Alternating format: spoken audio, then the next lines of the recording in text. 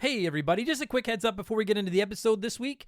My 4th annual 24-hour Extra Life charity stream to raise money for the Stollery Children's Hospital here in Edmonton is going down Friday, November 3rd and Saturday, November 4th. Unlike previous years where I've done 24 straight hours, I'm too old for that now. We're splitting it into two 12-hour shifts. I'll be going from 8 a.m. to 8 p.m. Mountain Time on Friday and Saturday. I hope you can swing by. It'll all be on Twitch, twitch.tv/memberthegame. And if you donate $20 or more to Extra Life, not only will you get a tax receipt, but you will be entered into a prize draw to either win a video game of your choice or some Remember the Game swag, and we'll be auctioning off a chance to be my guest on an episode of Remember the Game in 2024 as well. So we're hoping to raise $25,000 this year. We cracked over 20 last year. I got a good feeling about it. Friday, November 3rd, Saturday, November 4th, 8 a.m. to 8 p.m. Mountain at twitch.tv/memberthegame. All right, good enough. Let's get into the show.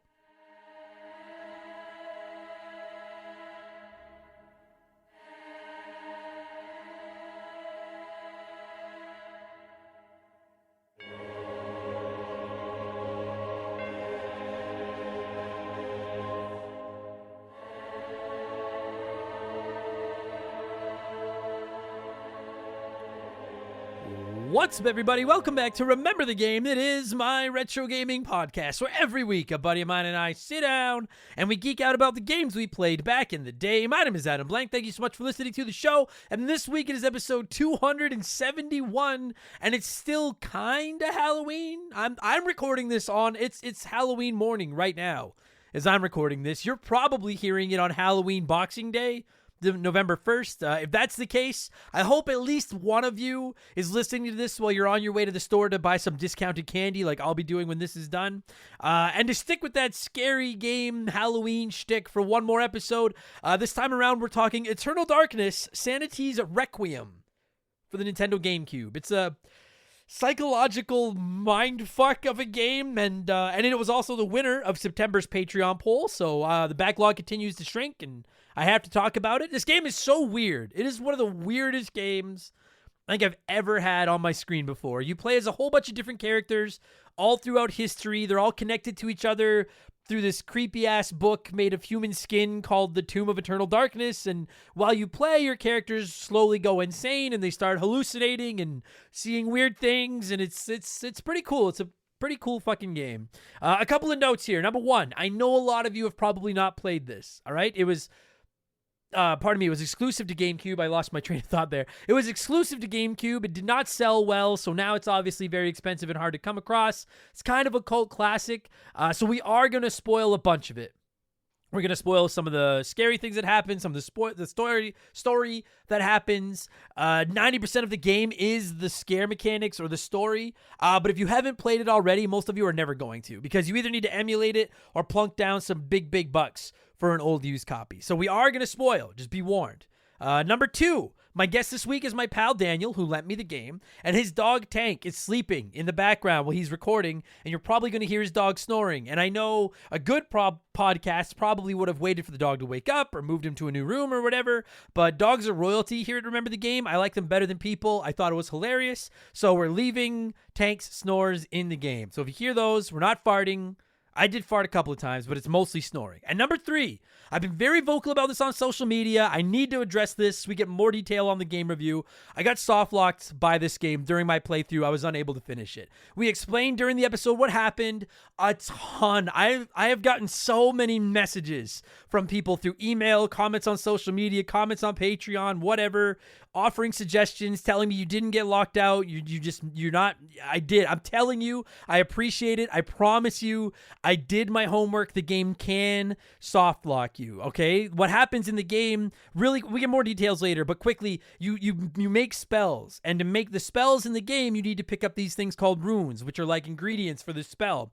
And people were like, if you're missing this, the recipe for the spell, you can still make the spell. I missed one of the runes. If you go, there's an item in Chapter 6, a rune that you need later in the game to make a spell, and I don't have a save left on Chapter 6 to go back and get it. A quote from a walkthrough is, "Do your best not to miss the tier rune, as many players have rushed past it only to realize it was necessary for a puzzle in a future chapter. This will ruin your progress and force you to start the game over. A safe bet is to make sure you have every rune before entering the final chamber of each chapter's map." I had no idea I was missing it. So we're going to get into it more, and I'm sorry if you're going to get sick of hearing about it by the end, but I'm telling you, like, the number of messages I've got have been unreal, and I'm going to get more if I don't make this abundantly clear. I did my homework. I promise you. I know people are trying to defend this game, and I don't go angry. I don't get mad. I don't go scorched earth on it. But I know people love this game and want to defend it, and I get that. It will and can soft lock you if you miss this rune, and that's what happened to me. So the point is, I didn't finish it. I looked up the ending because I was like, I'm not replaying this fucking game. Fuck you, all right? So all that said, settle in, eat your discounted Halloween candy, and listen to Daniel Tank and I talk about one of the weirdest, most creative, and frankly, most fucked up video games I've ever played in Eternal Darkness. And we'll get to all that in just a minute, because speaking of being mostly fucked up, it's time for another edition of the Remember the Game infamous intro. Dun, dun, dun, dun, dun, dun, dun. And if you're new to the podcast, welcome aboard, and consider this your warning. Our intros are kind of long, but they're fun. And you can skip it without having to collect a rune that you might miss and have the game fucking ruined for you. Fuck you, Eternal Darkness. Now I'm getting mad again. If you want to skip the intro, you just want to hear about the game, go to about the 30-minute mark. You'll be there. It's good times, okay? Final reminder, my 24-hour stream is this weekend, Friday, November 3rd, Saturday, November 4th. We're auctioning off a chance to be on my show, this very show you're listening to. Donate $20 or more and be entered to win video games or Remember the Game merch. It's a good fucking time, okay? Twitch.tv/Remember the Game if you want to come by and see me. Where else? Oh yeah, we have clothes. You can find them all at rememberthegamepodcast.com if you want some merch. I'm trying to hurry this up because I went on so long about that fucking soft lock. And if you really want to support the show, probably the best way to do is on Patreon. I know my plugs are all over the place this week. I don't care. I plug it every goddamn week. We have 4 additional podcasts every week. Monday, it's Purple Monkey Dishwasher, my Simpsons podcast with Mark McHugh. Tuesday, it's The Rambling Idiot, where I talk about comedy, TV, movies, sports, whatever I feel like. Friday is Game Patch, my modern gaming news show, where I talk about the biggest stories in video games, new releases, sales picks, etc. And Expansion Pass goes live every Thursday, which is a different gaming show each week. We do all kinds of rankings, hypothetical episodes. We look back at characters and consoles. There's a ton of comedy episodes, a shit ton. I was trying to come up with a word there. A shit ton of modern game reviews. This past week, it was Expansion Pass 184. The topic was up to our Patreons, and best boss fights ran away with the poll. I traditionally hate boss fights, but there are exceptions to every rule, and it was actually a pretty good time revisiting some of the few boss battles that I haven't hated over the years. And as is becoming tradition, here is a sneak peek of last week's episode of Expansion Pass, the best boss fights ever. Listen, I can't imagine there's a soul hearing this podcast that doesn't know my fondness for Super Mario World. And yes, that fight where you fight Bowser and his giant cloud thing, that is pretty good. You jump on the Mecha Koopas, you throw them up there between stages, Peach is coming out, screaming for help, tossing you shrooms as if to say, I'm not completely useless, I just won't eat these mushrooms and fight them myself. It is a great fight, no question. But I don't know if there's a single other time where you will hear me say this, but Mario 64, better than Super Mario World when it comes to the Bowser fight. And I was shocked that the Mario 64 Bowser fight didn't get more love. I love the Super Mario World one too. A couple of people mentioned Super Mario Brothers 3. Yeah, it's great. But what?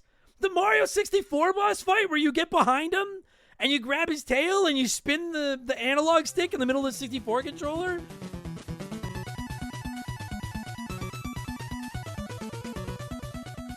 So that's now available in our archives, and this week it's Expansion Pass 185, and it's my first of a couple of modern game reviews that are coming up. I 100%ed Super Mario Bros. Wonder on the weekend, so I'm ready to let you know what I think about the latest entry in my favorite franchise. I won't spoil anything major for you, so you're safe to listen whenever you want. So that'll go live tomorrow for all our Patreons. My Super Mario Bros. Wonder review. Spider-Man 2 review is coming up in the next couple of weeks. It'll depend on when I get it done, all right? Again, subscriptions start at $3 a month to get new podcasts every week, ad-free, instant access to hundreds of archive bonus podcasts, plus access to the Remember the Game Discord, the chance to vote in our Patreon poll every month, the ability to submit comments to be read on our shows, you can DM with me, and you even get a shout-out and get to hear me mispronounce your name like I'm about to most of these people. If I had the list up on my computer, I'd already be saying them. There it is. A huge shout-out to our newest Patreons, Craig Severine, Brandon Engebreston, sorry, Brandon. Advanced ATST, Brandon Daniel, Andrew Pritchett, Scott Duggan, Daniel Corbridge, No, Charles Stokes, John, and Nuke99.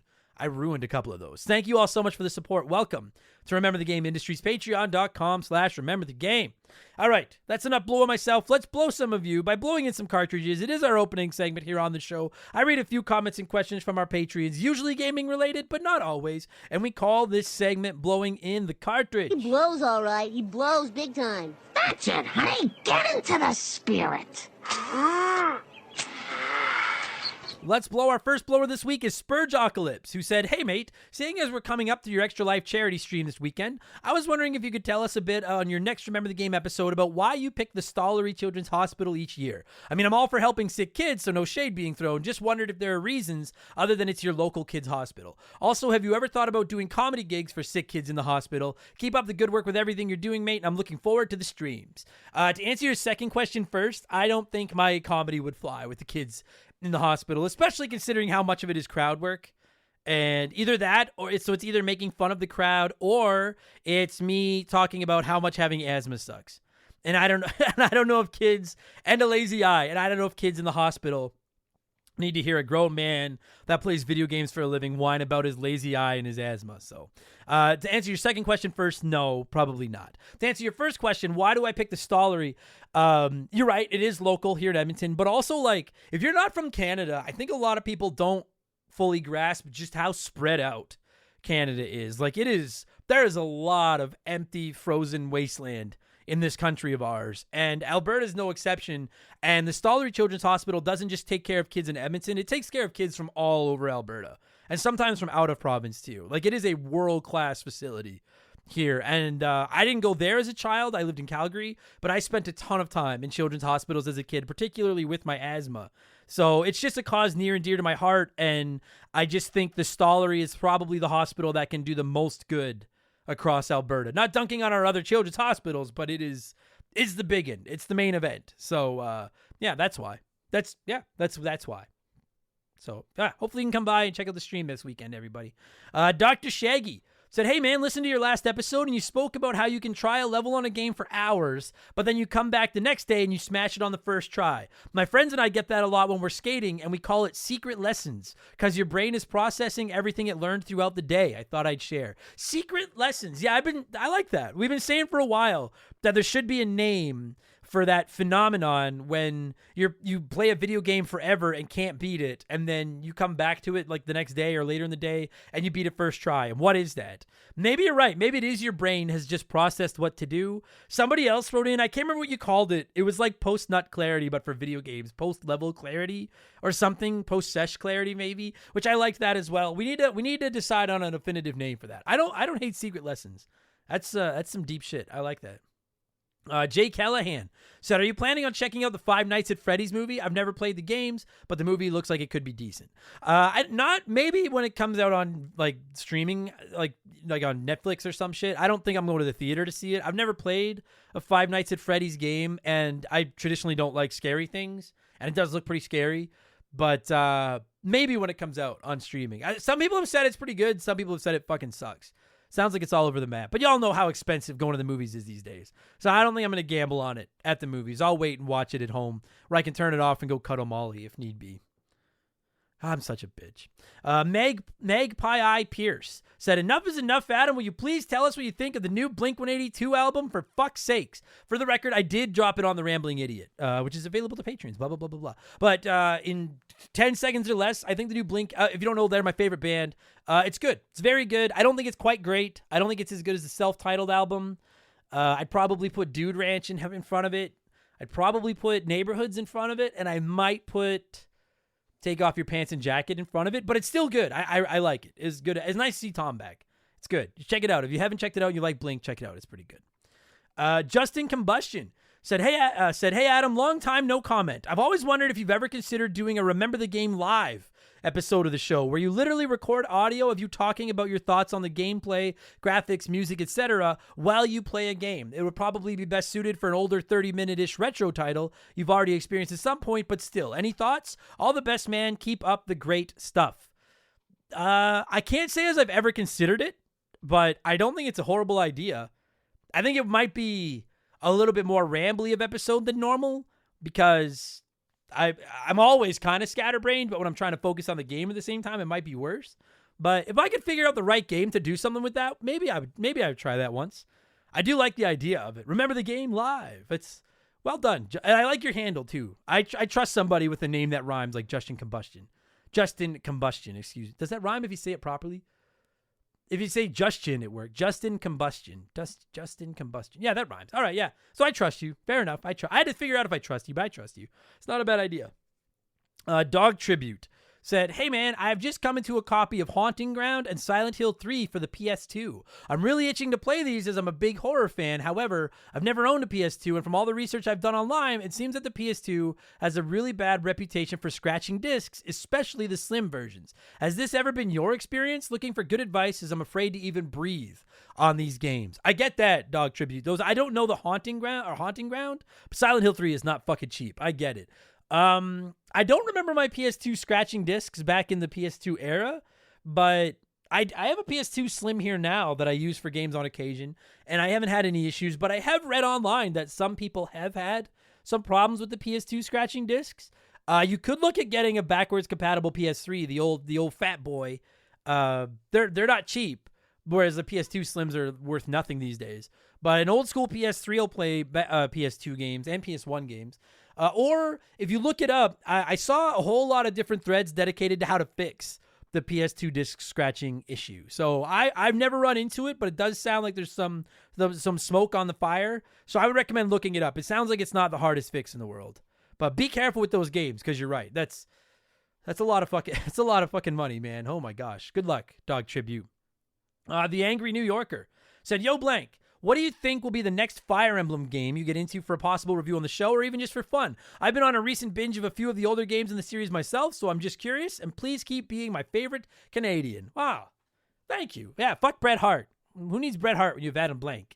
Listen, I like Fire Emblem. The only Fire Emblems I've played are Fire Emblem Awakening, the 3DS one that came after Awakening, Fire Emblem Three Houses, which is fucking sick. I love that game. I did buy Fire Emblem Engage for the Switch earlier this year, and I started playing it, and it wasn't bad. I just, for whatever, I think I just finished Marvel's Midnight Suns, and I just was kind of tactical gamed out, so I didn't really get into it, but I'd like to go back to it. I'd love to replay Fire Emblem Awakening. I promise you, Fire Emblem Awakening is near the top of the list of games I want to play and review on RTG once my backlog is caught up. It's just I only ever played it once, like a decade ago, and I don't remember it enough.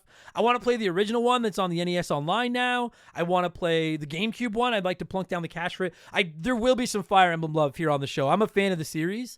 I haven't played enough of them recently to give you a good review, but and they're not short games to replay, but I want to. Love me some Fire Emblem. Love that series. Finally, before we move on, it's letter time. It's letter time. Ascalon. I hope I said that right. Ascalon.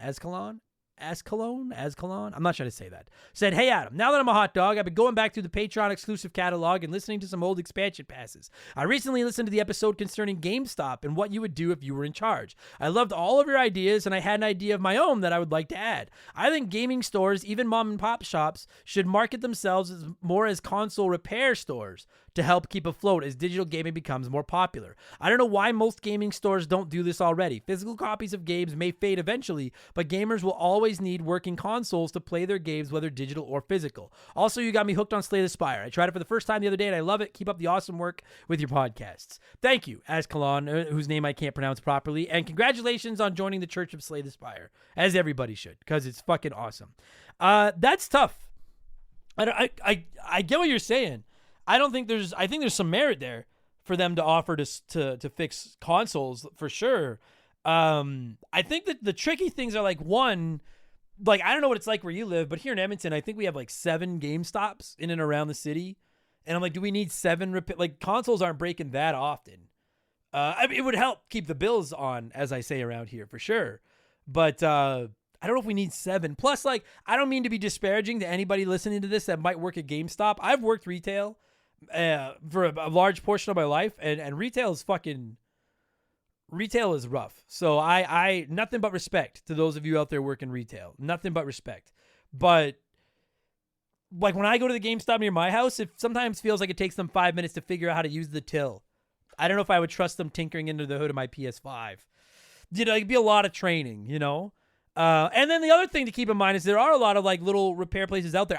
What I personally would say, I agree with you more with the mom and pop thing. If you own like a little independent gaming store, I think that's a big thing for you. Get one or two people that are trained up and offer console repair for sure. For GameStop, I don't mean to be rude, but like, I don't know if people trust them enough.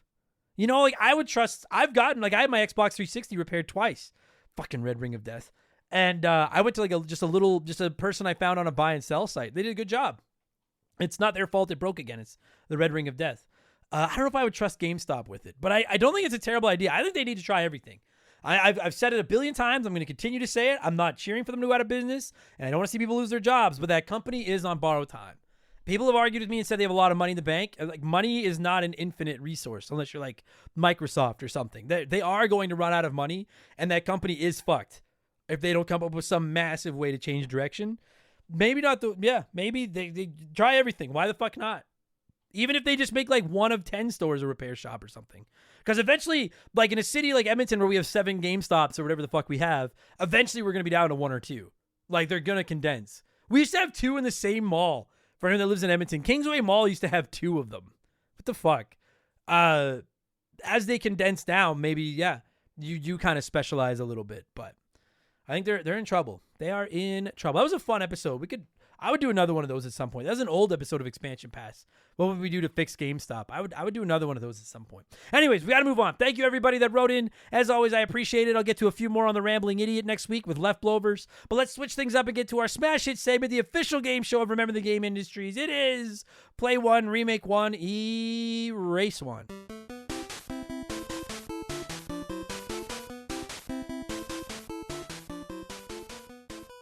And a huge thank you to Classic Concentration from the NES for unknowingly providing us with the theme music for the show. The rules are simple. You know it. Every week I give our Patreons 3 retro video games. They can play one as it was released, remake one as a modern game, and the third is erased from time forever. And as always, there are no wrong answers, but there is a right one. And I'll tell you what it was in just a minute. This week we're talking an expensive GameCube game, so I went with 3 more. We have Skies of Arcadia, Fire Emblem Path of Radiance, and Chibi Robo.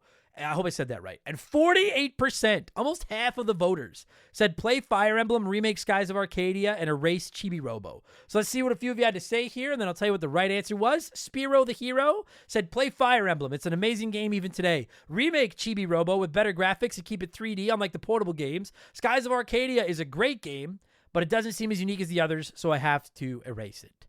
Not the order I would go in, but I do understand the logic. There's a lot of RPGs out there. I get it. I understand that. Kia Pup says, I'm going to cry because I'll never be able to afford getting these games physically. But for real, play Chibi Robo because it was charming, but I never finished it. Remake Skies of Arcadia, but because from what I've heard, it's spectacular. But from what I've seen, it could use a makeover. And I'm sorry, Fire Emblem. I remember enjoying what little I played of Path of Radiance. But at the end of the day, tactical RPGs are the hardest for me to get into. Not to mention there are plenty of Fire Emblems to go around, so you've got to go. And sure, like I can see the logic behind erasing Skies of Arcadia because there's so many RPGs out there. But I can see the logic behind erasing Fire Emblem because there's so many Fire Emblems, not just tactical RPGs out there. I see both sides. Not a lot of people wrote in erasing Chibi Robo, which I like. WizPiz said, play Skies of Arcadia because I've been playing it on the Steam Deck recently and it holds up fine. Remake Chibi Robo because he's charming as hell and put him in Smash Brothers. And erase Fire Emblem because there's already a ton of other good ones to play. And you could probably, this isn't what WizPiz said, but to add on to you could erase one of the Fire Emblem characters in Smash and add Chibi Robo. Or fucking Crash Bandicoot. Or fucking Dixie Kong, not Trixie, Dixie Kong. Whatever. Elliot081 said, play Fire Emblem Path of Radiance. I'm playing it right now and it's my favorite Fire Emblem game ever. The story and characters are amazing and I love that turn-based strategy so much. Remake Chibi Robo because it looks charming and erase Skies of Arcadia because there are too damn many random RPGs I could care less about already. Agreed. Not the same order, but agreed. I'm going with 9%. All the options got a little bit of love this week. I'm going with 9% of you, including Lauren LaRuzic, who said, I would play Chibi Robo simply because I never got to back in the day. I would remake Path of Radiance so I don't need to spend over $200 on a used GameCube disc. And sadly, I'm erasing Skies of Arcadia Legends. 1, because it's already been remade, and remaking a remake is reserved for Square Enix and Naughty Dog. Well done. And 2, it would still exist for Dreamcast, even though the encounter rate in the original game was abysmal. It's a fair point. Different logic, but I'll go the same way. I'm going to play Chibi Robo because I never have. And that robot looks adorable, and I think the game looks like a lot of fun. So that no other reason for it. I'm going to play that. I was torn on the other two, but I'm going to remake Fire Emblem because I would really like to play it, and I don't want to have to take a second mortgage out of my house to get my hands on a copy, which means I have to erase Skies of Arcadia. I'm sure it's good. I see all the suggestions. Please don't write in and get mad at me. You got to erase one. And like I said, there's 5,000 JRPGs out there that I haven't played. And quite frankly, if one was removed from the pile, I don't even think I would notice. So no disrespect to Skies of Arcadia, but that's just one RPG I don't have to worry about playing now, which is fine by me. That's it. Thanks, everyone that wrote in to play one, remake one, erase one. As always, I appreciate it. Let's pause here. I need a drink of water. We'll have a quick word from a sponsor. Then I'll tell you what I've been playing, and we'll get into the mind fuck that is Eternal Darkness. We'll be right back. We've had some great partners over the years here at Remember the Game, but I don't know if any of them have hit home for me quite like Hometown Hero does. No pun intended. Don't start. It's a transparent, honest cannabis company that helps people and gives back to those that have served their country at the same time. I mean, come on. As soon as I read about these guys, I knew I wanted to work with them. Hometown Hero is a cannabis company out of Austin, Texas, and they were founded back in 2015 by a U.S. veteran. They have two goals: create premium hemp products that can help everyone, and to support veterans by donating a portion of those profits to organizations set up to take care of those who have served. Hometown Hero products are of the highest quality, and everything they offer is made right there in the U.S. of A. Gummies, caramels, chocolates, drink mix. There's something for everyone. And what's more, their hemp is grown locally in Texas, which is something they should and do take a lot of pride in. And they offer certificates of analysis for everything they sell because they want to be clear that their products are as advertised, both in terms of potency and ingredients. No contaminants, you get what you pay for. Just how they conduct business is enough to get my good eyes' attention, but when you circle back to the fact that the company was founded by a veteran and they put such heavy emphasis on supporting veterans, this isn't just lip service. I'm not reading a script I was given here. I'm proud to have Hometown Hero associated with Remember the Game. Reclaim your evening. Visit hometownhero.com and use code RTG to take 20% off your first purchase. That's hometownhero.com, code RTG for 20% off your first purchase. This is an ad by BetterHelp. A band once said, "Work sucks, I know." And I think most people agree with them. Workplace stress is now one of the top causes of declining mental health, with 61% of the global workforce experiencing higher than normal levels of stress from their jobs. And while walking away from your job might not be an option, taking a little time every day to focus on yourself and your mental health can make a huge difference. I know in the summer I try to get outside every day, get a little bit of sun, and just enjoy the outdoors. It really helps. At least until my allergies attack, and then it's ugly. It's important to take steps to combat work stress, and therapy can be a huge one. It's not just for overcoming trauma. Therapy can help you define work goals, set some work boundaries, develop coping skills. It's like a cheat code for life. And if you're thinking, man, I'm too busy for therapy, well, look into BetterHelp. They make therapy as convenient as possible. You can meet with one of their over 30,000 therapists online and on your schedule, just like over 5 million people around the world already have done. As the largest online therapy provider in the world, BetterHelp can provide access to mental health professionals with a diverse variety of expertise. Unwind from work with BetterHelp. Our listeners get 10% off their first month at betterhelp.com/rememberthegame. That's BetterHelp, HELP.com/rememberthegame. Okay, what have I been playing over the last 7 days? Mostly Super Mario Bros. Wonder, which I finished last on Sunday. 100%ed it. We'll review that this week. Spider-Man 2, really enjoying it. Going to review that on Expansion Pass soon. I've been playing Burnout Revenge, which is for a future episode of Remember the Game. That game's fucking awesome. Burnout Revenge has been a good fucking time. That might go live next week, which will be November 8th. It might get bumped to November 15th. There might not be a Remember the Game next week. With my 24-hour stream this weekend and all the other podcasts I do, I got to see if I have time to get a Remember the Game in. If I have time to get an episode in, we'll do it. If not, there may not be one next week. I might just release an old expansion pass, and then we'll cover it the week after. But if not November 8th, then November 15th. We are talking Burnout Revenge. I promise. And that's basically all I've been playing, is those 3 games. And then obviously Eternal Darkness before it fucked me. And let's get into it. That's why we're here. Let's talk about it. It's the main event. As always, I like to let you nerds sound off about the game we're covering before my guests and I hog the microphone. So let's see what a few of you had to say. Done. said, I really enjoyed this game. As it was a rental, I never quite got the best ending unlocked, since you needed to play through it on New Game Plus twice for a total of 3 playthroughs, one with each artifact alignment that you choose early, blue, red, or green. And I just couldn't justify renting a game I'd already beaten twice just for a full ending. The character screaming that the rats will eat your eyes does live in my memory forever when I think about this game, however. Yeah, dude, this game will stick in my mind for quite a while too, and not because of the soft lock thing, but just because of all the crazy shit that happens. Yeah, if you didn't know, I actually, don't quote me, I think you might have to play through it 4 times. Daniel explains it on the show, I don't remember. But to see the final ending, you need to play through it a whole bunch. And, which you can do if you don't miss the fucking tier rune. Fuck you. Cornelius Talmadge said, for me, this is up there with the best games on the GameCube, although that's probably more for the story than the gameplay. I'm not going to lie to you, I would not put this in my best GameCube games, but I will say it has one of the best stories and one of the best, like, concepts. The gameplay is nothing to write home about. I agree. The combat in this game fucking sucks. I don't even know why there's combat in it, quite frankly. But we'll get into all that in just a second. Brian Richmond said, I love this game. I'd play this with my wife back in the day. She would do the puzzles and pass the controllers to me for the combat. I spent forever trying out all the spell combinations each time I got a new rune. Discovering that there were some hidden spells vindicated my gaming OCD. I also enjoyed that. And you'll hear more about it. Basically, runes are like ingredients that you use to make spells. And even if you don't have the recipe for a spell, you can just mix runes and sometimes you'll find one, which I also enjoyed. Michael Patrick said, this was my favorite game on the GameCube. I beat it 4 times back in the day. I've been looking forward to this being an episode of Remember the Game since I first discovered the podcast. However, I recently had my soul crushed thanks to you finding out that you can get completely fucked if you missed a very easily missable item. How I beat it multiple times with this never happening, I'll never know. You have taken a game that Cube lovers held in such high regard and exposed it as a good game that hides a fatal flaw. It's unforgivable. I'm still dumbfounded. Yeah, it's the thing about it is so many people wrote in saying they had no idea it was a thing. I think it was a pretty hard, it was not a common problem. I just suck at games. I think if you suck at games, it's the problem. Because good players won't miss this rune like bad players will. And high scores, high stakes. For the record, before I get to this, I just want to say I understand why Michael, why Brian, why so many people that played this game in its time like it. I think this is a ridiculously clever and inventive game.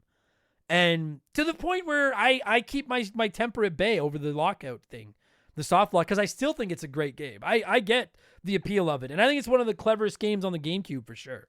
It's really cool. High scores, high stakes podcast, said this was an incredible experience. The sanity meter was so innovative and it caught me on a number of occasions. The game wasn't particularly scary, but it had such a good atmosphere and it looked amazing back in the day. A solid favorite in my household. Yeah, I think it's a shame that this game hasn't been re-released anywhere because it's pretty dope. It's cool as fuck. And we're going to get into it. Daniel and I, and Daniel's dog Tank. Remember, you're going to hear Tank snoring. I liked it. I thought it was funny. I'm leaving it in there. Also, we are spoiling the game. Just be aware of that. It's time to talk Eternal Darkness. I'm going to cue up some music. And when it stops, we are going to talk Eternal Darkness Sanity's Requiem, which originally released on the GameCube in North America on June 24th of 2002. Enjoy the podcast, everybody. Let's go.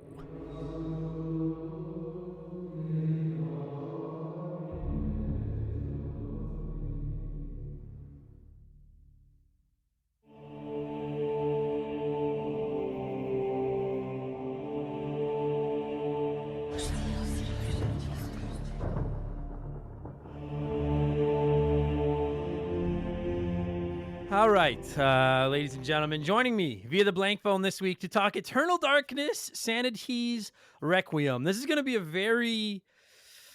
an interesting episode for an interesting game. Is an interesting person, and that's my childhood chum, Daniel. Buddy, what's going on? How are you? Doing pretty good, buddy. How about yourself?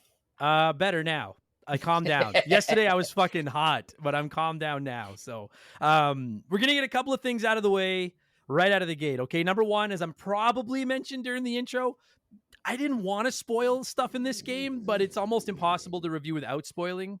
I think we're both agreed on that. And this game is not available anywhere, and it's pretty expensive. So if you haven't already played it, I'm willing to bet 90% of you never will.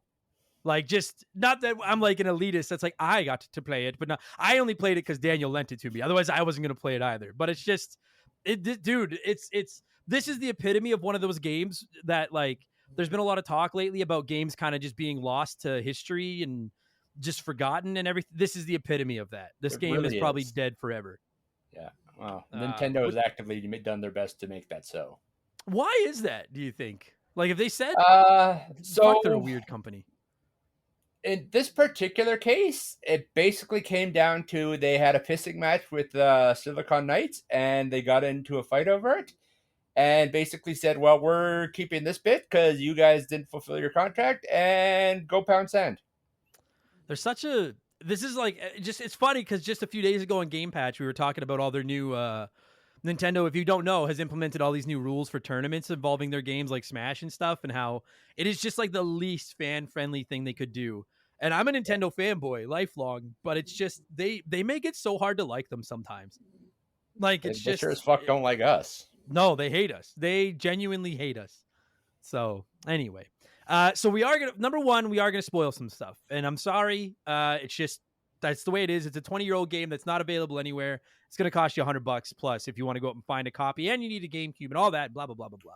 Number two, it's been controversial. I got soft locked in this game yesterday playing it, trying to get it done in time for this podcast, and many people reached out to me on social media trying to help me and trying to tell me what I could do. So I just want to, if I don't make this clear now, I'm going to get 100 messages from people telling me what I could do. All right. And this will make more sense if you've never played the game as you play on. But in chapter 6, there's 12 or 13 chapters, like levels in the game. And in chapter 6, you collect these things, these runes throughout the game that are basically like, I don't know, what would you call them? Like ingredients to make magic spells, basically. That sums it up nicely. Yeah. You combine runes to make different magic spells. And I missed one. And before people write in, it's not the codex, okay? Because what you do is you find a rune that is like a magical ingredient, but it's like it's untranslated. It's just question marks. And then later in the game, usually you can find a codex for that rune that translates it and tells you what the spell is. But the runes are usable without the codex. You're just kind of playing a guessing game until you find the codex to translate it. So for everybody saying you just didn't find the codex, the rune still works. I missed a rune in level 6 because you don't need it to get out of level 6. I beat that level. I was going on. And then later on, toward the end of level 8, I need that rune to make a spell to summon a zombie that I can send into a trap to set off to open a door. And I don't have the ingredient, which is this rune to make the spell. And I looked it up online and everything. There are entire threads dedicated to like, yes, if you miss this missable but mandatory item, you basically just have to start over. And I don't have any save files back in level 6. So I am basically playing the whole game over to go. And that's when I was like, I'm done. Fuck that. So I genuinely appreciate everybody that reached out, but I did in fact get soft locked. And 90% of people didn't even know this was a thing. Daniel, you said you've played this game like 100 times and had no idea this was a thing. Something like that. Yeah. I did not know you could miss anything. I knew you could miss the codexes, but I didn't know you could miss any of the runes. And the codexes, again, like we'll get more into it, but like the codexes just translate these ingredients from question marks into telling you what they actually are. Yeah. I read online that people have beaten the entire game without getting a codex because once you know what the runes are, they don't matter. Yeah, exactly. Like they're just there for convenience. But yes, most people didn't seem to know. So it does sound like it's a rare thing. I don't know how I missed it. It must be fairly obvious where it is, like fairly out in the open, and I just happened to blow by it for some reason. But I am pissed. I'm not gonna rip the game a new ass. Everybody was like, oh, we're gonna get some angry at him. It's 10 a.m. I've got a coffee in me. It's a nice day. I don't feel like getting angry, but I will say it is possible that it gets soft locked. And you and I were just talking about this off air. It's so frustrating with modern games today when you fire them up and you need to wait for like a 4-hour patch to download. But this is the GameCube era is like the last generation without patches. And this, I guess, is an example of how sometimes patches aren't a bad thing because they could have fixed this. And I'm genuinely shocked. Like, how do you not just say something like you can't leave the level until you've collected all the runes, or I need this rune to make a spell to get out of level 6? So there's like, I'm floored that they would make it possible to leave the level without this mandatory item for later on in the game. The problem is they were a small studio, and it's when you're a small studio, you don't have a lot of testers, and problem is you have testers that are familiar with the game. Right. Yeah. So you're right. stuff like that, it happens because they know, okay, now I need this and this and this and this and this. Okay, cool. And while they're actively looking for things, a lot of times that's not something. As somebody who's done very minor game design, I can totally see how it would happen. Totally, yeah. It's more of just it's less to me, like the issue is less that the testers didn't catch it or anything, and more just like when you were designing the game, like they had to be fully aware that this item you're putting in level 6 you needed in level 8. Like they had to know that. Like Yeah, and it how do just you not stop yeah, the player from forget miss, even if it's like it might, dude, I don't even know where it is. It might have been the most obvious thing in the world and I just suck. That's very, very possible. But I'm just shocked that they wouldn't put some kind of failsafe in to make sure that you don't miss it. You know, if it's mandatory. But yeah, and that's is what it is. Is what it yeah. is. So I had to address that because people have been asking me about it. And yes, that is what happened. That said, I did look up the end. I do know how it ends. We're all good there. So we're gonna get into this thing. Daniel, I gotta ask you because now we're going back to the beginning and talking about this game.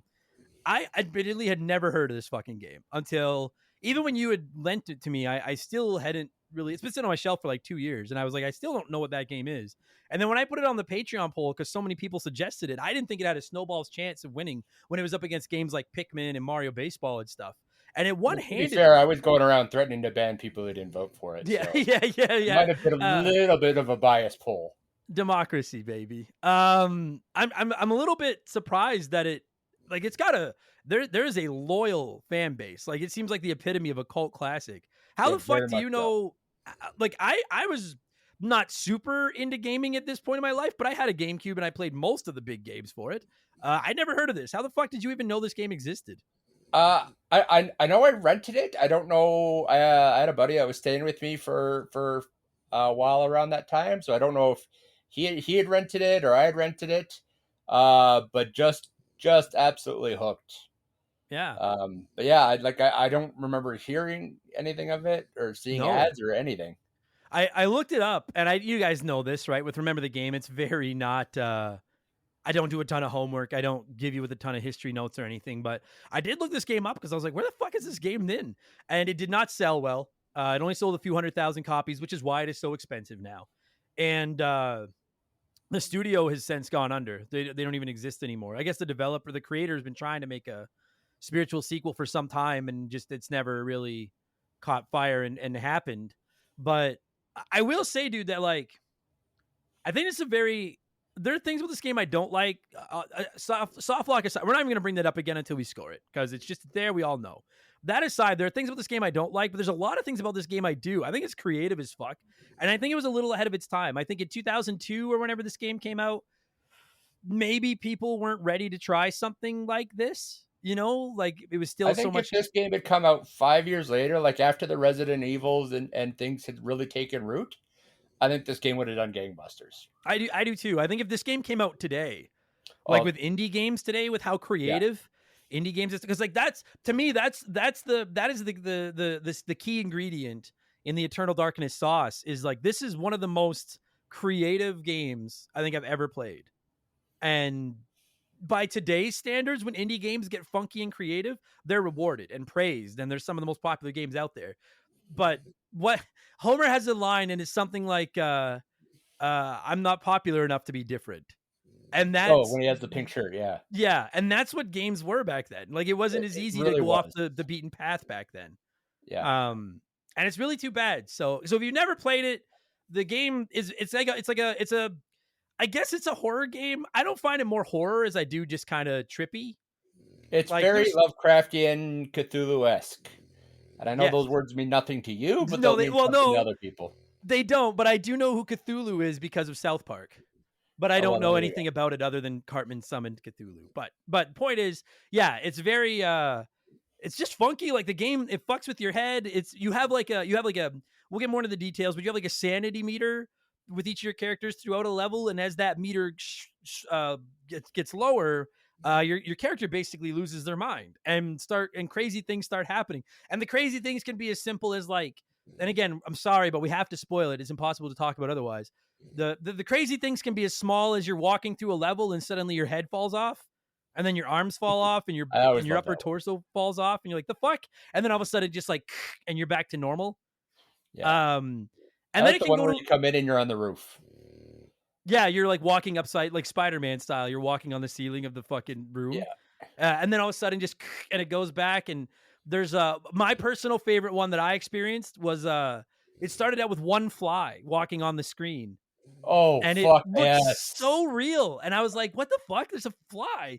And then I go into the next room and there's like a dozen flies walking on the screen. And it's just like it's like you're watching the game through a camera because it does have the fixed cameras. And it's like you're watching a game through the camera and it's just covered in flies. And then all of a sudden they're gone again.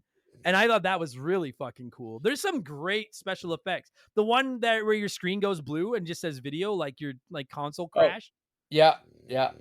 was pretty neat. I did have a couple of them spoiled for me beforehand, but they were still really cool when they showed up. The only qualm I have with the sanity thing was and maybe it's just because I wasn't very good at the game. I don't know, but like it felt like every level my sanity meter was empty by about a third of the way through, and then I just knew that I was gonna be like it got to the point where I knew they were coming. Yeah. You know what I like it and I'm curious what you think. Personally, I think the game would have been cooler if there was no sanity meter and they just randomly popped up. I think so Because too, but like because like one of the things is if your sanity meter runs out, you start to lose health. yeah, yeah. And different characters that have different amounts of sanity. Yeah. That Yeah. which was I always thought like the I can't remember. It's one of the Royvises. I think it's the her grandfather. He's got a decent amount of sanity. Plus, he's got the whiskey flask. Yeah. Yeah. So that one was good. Yeah, like it's a cool idea. It was just like I just again, just me. I think it would have been neat if that meter wasn't on the screen because you see the meter on the screen and you see as it's going down and you're like, Yeah, "Oh shit, here it comes." And I just think it would have hit harder if I had no idea when it was going to come. yeah. There's Well, my I comprehension. mean, one of the big ones is a jump scare. I think it's roughly near the beginning when you're back as Alex and you're walking around and you go into the bathroom and she sees her own dead body in the tub. And Oh that yeah. that one Oh, happened. Like that one's not based on their sanity meter at all. That one that always happens. yeah. That was And then creepy. some of the more subtle ones that bust in the hall that just stares at you as you walk by, Yeah. Yeah. or the paintings that bleed. I actually liked it when just a door would knock. Like you'd Yeah, just be going to leave a room and you just hear that like poof, poof, poof, yeah, and then you'd open the door and there's nobody there. Shit yeah. like that. Like it's not outlet like it's not shitting your pants fucking creepy, but it's just enough to keep you get very invested in this game. It really While you is. And like the one downside, especially in a modern society, it makes it a hard game to stream. And I it know does. we talked when we were talking off stream there. You were saying like that was kind of takes away from part of that when you were trying to do that. Yeah. Yeah. But I it's tried streaming this game a few times and cuz I know a lot of people had said they wanted to see me a lot of people had told me not to, but a lot of people had been like, "Oh my god, are you going to stream it? We want to watch your reactions to it and stuff." And this is not anything against anyone that came by my streams. Thank you for coming by my streams. But I do think this is one of those games that is like every time I played it off stream, I enjoyed it exponentially more. It was easier to concentrate on. I found myself more I could kind of lose myself in the game and in the world and it's just I think this is a game really meant to be experienced by yourself, lights off, headphones on, go balls deep into it. Like just get completely very engrossed in much it. so. So that not only that too, not only the sanity effects and stuff, but we're gonna segue into the story a little bit. Uh, man, I have never been diagnosed with ADD, but I'm not 100% convinced I don't have at least some of like it's there's something there because I'm very easily. I think we all are these days with our phones and everything. It's easy to lose your concentration and glance at your phone or something. But dude, this game, the stories in this game, there's a lot of balls in the air. And if you take your eye off of the balls for a minute, it can be very easy to totally lose where you were. It Uh, really is. And I mean, the nice thing is the chapters themselves aren't too long, so you can play through somebody's entire chapter and yeah, and then finish that and then have a nice natural breaking point. yeah, yeah. But even that with the chapters, like there's so many callback. Like, so the very basic principle of the game is this: you start the game playing as this girl, this young lady, Alex, and I think her name was Alex, and her Yeah, grandpa is dead, and you go to his mansion, and you find this book, the Tome of Eternal Darkness, and it's this creepy old book with covers made of skin, I guess, which is fucking disgusting. yeah, And basically throughout the game, you're going through this mansion, finding solving puzzles and finding new areas in the book or the mansion and stuff.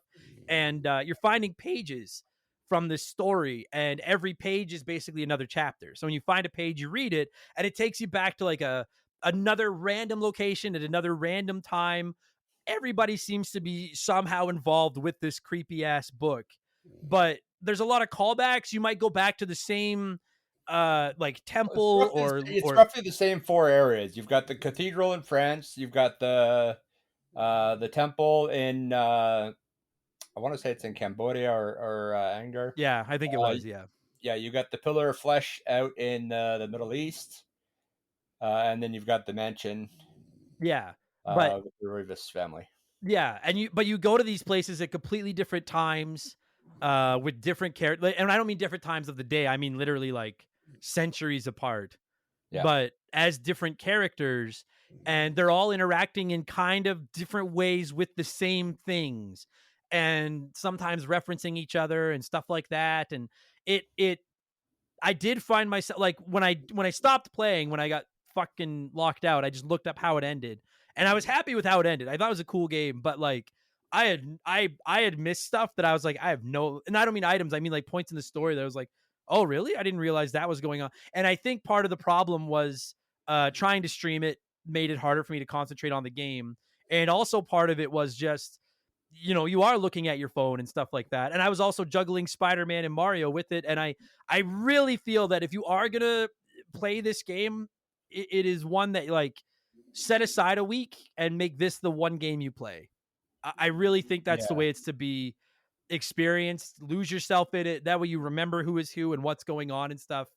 Because we've all, I mean, you're a big RPG guy. Like we've all played RPGs where you put it down for a couple of weeks, couple months, whatever, and then come back and you're What fucked. am I doing? Yeah, we've all been there. Yeah, And in this game, you won't so much forget where you have to go because the levels are fairly linear outside of solving the puzzles.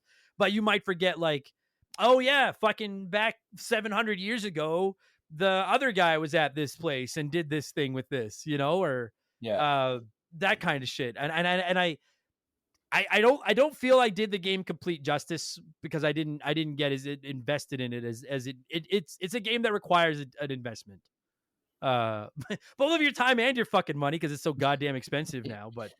But yeah. That said, like I said, when I was playing it off stream, man, dude, there were times where all of a sudden like 2 hours of my life were gone and I was just playing this fucking game. Oh, And you easy. Oh, I'm just gonna finish this chapter, and then it's you get that, and then whenever you get back, because you're in between chapters, you're playing as Alex, like you were yeah saying, and yeah then it's like, well, I'm just gonna, I got the candle trick, so I'm just gonna go and do that, and yeah then you get that, and then it's just so easy to flip it. It's into just one more thing. Yeah, like Daniel said, like each level is a chapter, and it is literally a chapter in this like book. Like it's the paper you find is a chapter, and when you complete that person's story or that chapter of the book or whatever, then you go back to Alex at the day in her dead grandpa's mansion, trying to figure out what the fuck he was researching with this creepy ass book.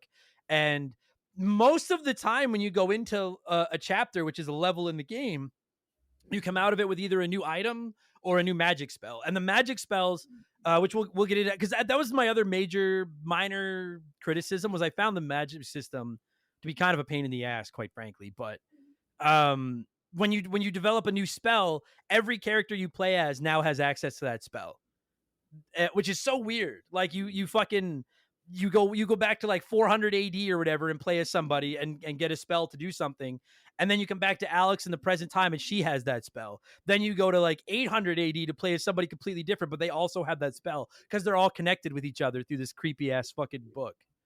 And I actually thought that was a really cool mechanic. Outside of how you craft the spells, I thought that was a really cool mechanic. Yeah. What did you, as a diehard, what did you think of the spell crafting? Like I might be in the minority. I might just be dumb. Like that's not a maybe. I am, but like, what did you think of the spells? I enjoyed it because like as soon as you get the runes, you can play around with them, and I mean, to a degree, you learn there's some basically you've got some runes that are a noun and some that are a verb, and then you basically need, and then you've got your alignments, which works on a rock paper scissors thing. Yeah. Uh, Yeah. We'll get there in a second. Yeah, go ahead. yeah, but so it was like every time I'd get a new one, I'd like be have you could play around with it. It's like, okay, well, if I cast this with this, but and then it you know you'll cast the spell and you'll learn, okay, you've learned spell 7, but until you find the spell list, you don't actually know entirely what it does. Yeah. Yeah. Um, like, I mean, some of them you learn pretty quick. You learn the healing. Once you learn the healing spell, and then you can tune it to either your magic, your sanity, or your casting the regain magic spell is hilarious because it uses the same amount of magic that you get back. Yeah, it doesn't do anything. Yeah. Yeah. Yeah. Uh, Um Go ahead. the One of the things that I find frustrating, but I still liked it as a feature, is to cast a spell you can't move. And it's a pain in the ass, especially in some of the later fights and the one big boss fight about 2/3 of the way through the game. But I mean, it adds a thing. You've got to make sure you've got time to cast the spell and to do that. And Yeah. It so like yeah, like so as far as the like crafting spell, sorry, there's a mechanic calling about my car. They can go to voicemail. What was I saying? Sorry, I get distracted so fucking easily. as far as Yeah, so crafting like the spell goes, yeah, basically like when you like so you don't start the game with any spells. And then as the game goes on, you find like Daniel said, you can find these scrolls and the scrolls will be like, "Oh, you got it's a recovery spell." Just to make it easier to understand for people that haven't played it. It's like a recipe. And it tells you like, "Oh, if you want to craft the healing spell, you need to find 2 different runes." And the runes, like I said, are like ingredients you find throughout the game. And you can pick up random runes throughout levels and you don't know what they do until you find the codex, which then transcribes the rune from question marks into telling you like, "Oh, this is the," and I have no idea. This is the Marthmar rune, which is a healing rune. Yeah, and so if you want to craft a healing spell, you need 2 different runes that combine into something to do with healing. And so once you find the scroll for it, which is the recipe, it tells you these are the 2 runes you need. Once you found the 2 recipe ingredients, excuse me, you can just randomly mix and match ingredients, and most of the time it'll be like you got nothing, and then you might get something, but you don't know what it is until you found the scroll for it. And if it sounds complicated, it's because it's not. Once you really get going in the game, it's really not that complicated. But when you've never played it, dude, I sat there and read the instruction manual twice and was like, I have no fucking idea what the fuck is going on with this magic. Once you understand it, then it works. But I did find it not. I don't know if I want to say it's overly complex, but it's a very hard to explain system. Easy to it use, is. but hard to explain. Yeah, and Um, it does reward playing around. You can get access to spells um, that you won't get the recipe for till later on, right. but you can still get the ruins for it, and then you can use it. Like some of the attack spells, it's I think you can get, um, and then it's great. You can use attack. It just you have to kind of know that that's what you're doing. Right. Which, because everybody reached out infamously told me you need to play through the game 4 times or 3 times, No, whatever, to you get the don't. to get the final. I Yeah, we'll I get there. absolutely love this game. You do not need to play it 4 times. There are differences depending on because the first character you play as after Alex is Pius, who becomes the main antagonist, and depending on which artifact you grab, there's some minor differences, but the game is exactly the same. Right. And Don't get that's me what I wrong. was I love it, and it's totally worth playing, but you do not need to play it 4 times or three and times. that's where I was going to go with it. Like you said, in that first level when you play as I was calling him POS. I know. It's I laughed every time. PIOUS, so I'm going POS. But he's awesome. I think he's like the coolest character in the game. He But is. He's dope. And then he becomes like the evil lich, and then he shows yeah. up in not even good disguises throughout. Half the time through the game, he's like, "My name is Peter Augustus." Yeah, yeah.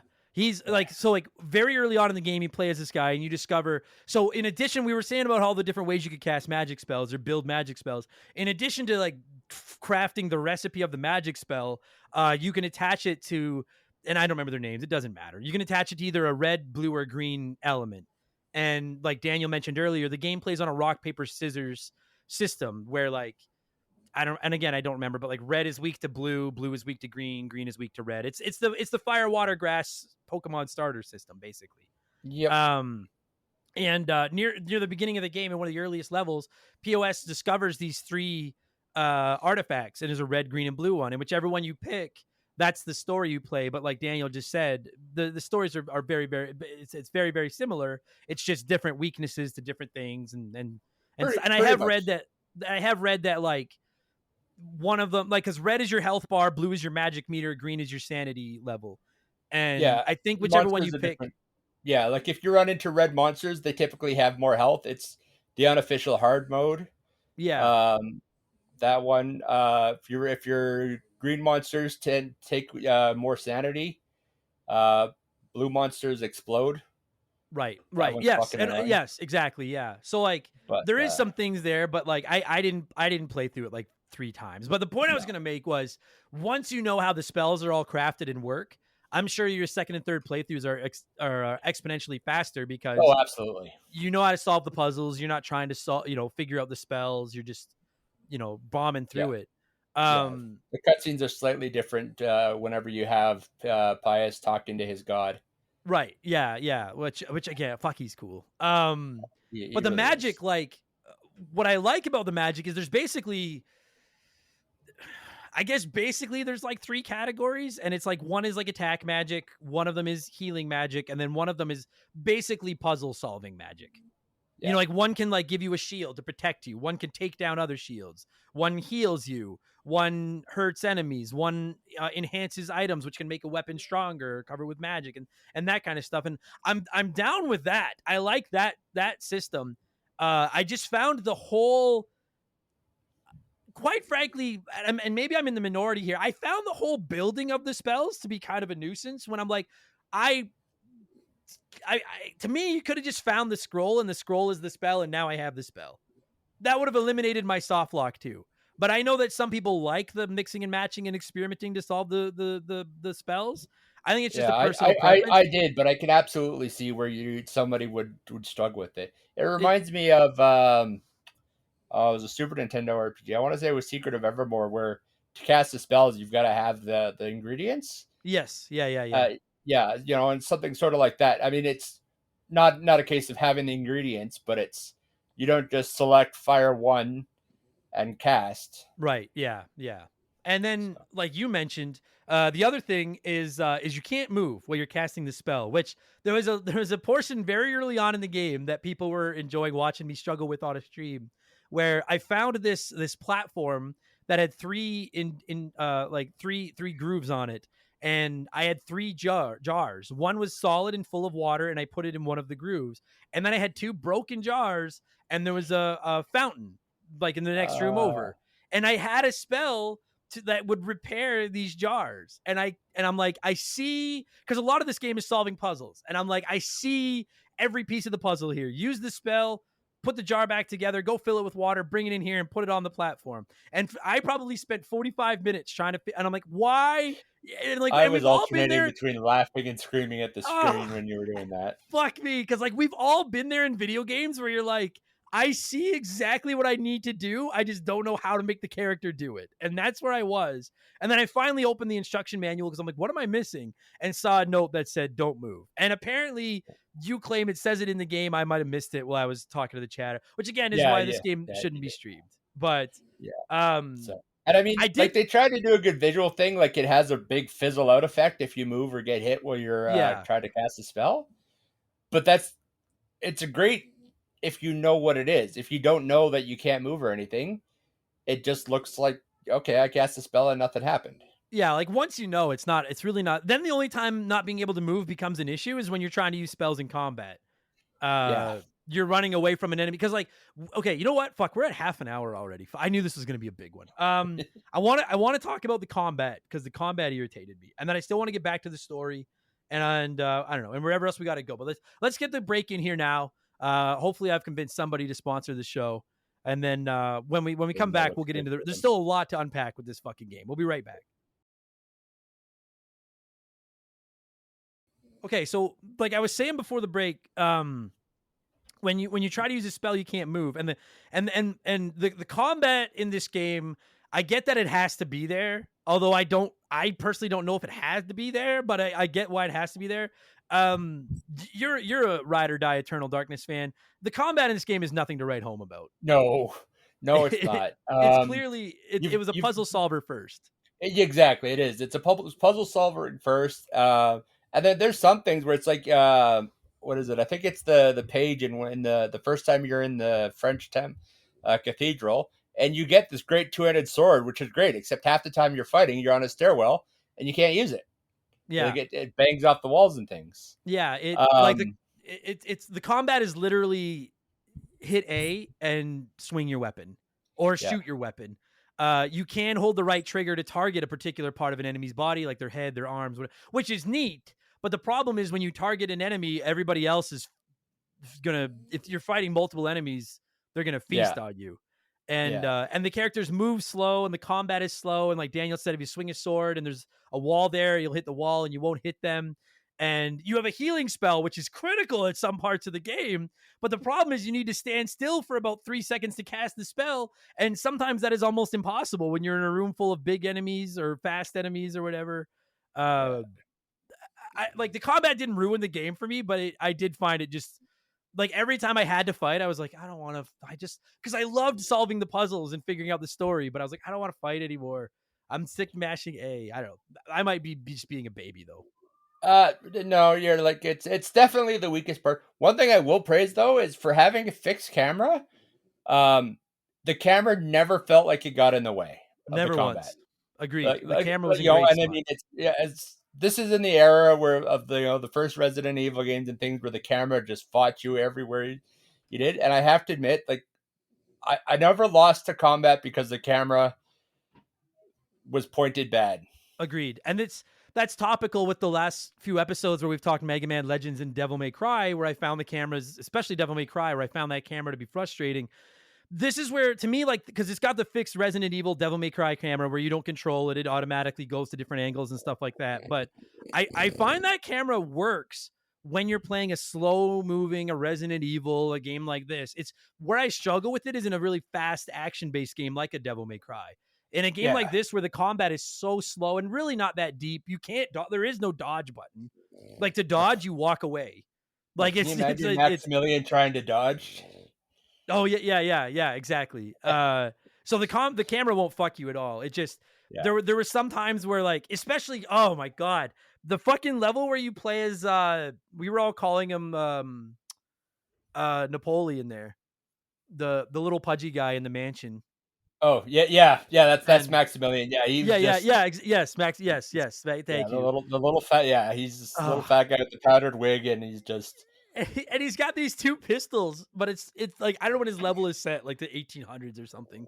But like he takes out those two pistols and you can shoot each one once, and then to reload, you need to run away. He tucks one under his arm, puts more gunpowder in the other one, pushes it down with the giant pipe cleaner, and then does the save with the other one. And it's like when you're fighting like you fight that one demon thing in the main lobby of the mansion. with the three heads yeah and you're like eh, you know it's a Oh, decent sized lobby but man you're like running away and it's like load. yeah, it was literally Oh, like you shoot suck, him level once, up. run up the stairs, down half the other stairs, and while he's coming up the stairs, you're like, "Come on, come on!" Like it was, but I will like, I don't know. I didn't find the combat game breaking. I just found it No, tedious, and I thought the spells would have spiced it up. But the spells can be tricky to use because you have to stand still while you're using them, and it can be hard to stand still against those enemies.